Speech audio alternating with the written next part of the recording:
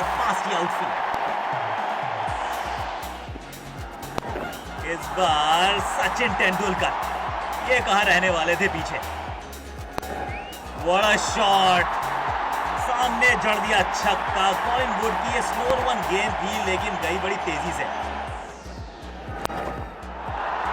ओहो, Sachin Ramesh Tendulkar on fire. Just stand up and admire. अर्धशतक। इस बार बाहर से लपेटा घसीटा और दर्शकों को फील्डर ने किया तब्दील। एक और छक्का, एक और छक्का। बैंगलोर आस्किंग वंस मोर।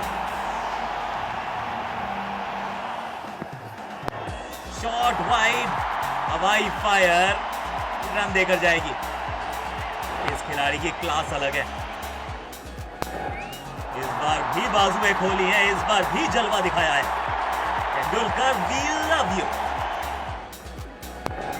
ये शॉट कमाल का, एक और चौका। ऑफ साइड में इनका कोई सानी नहीं। पैरों पर गेंद को टहलाया है और ये गेंद को चौके तक पहुंचाया है सचिन रमेश तेंदुलकर। 47वां एक दिवसीय शतक, 5वां वर्ल्ड कप के स्टेज पर। Modern master blaster.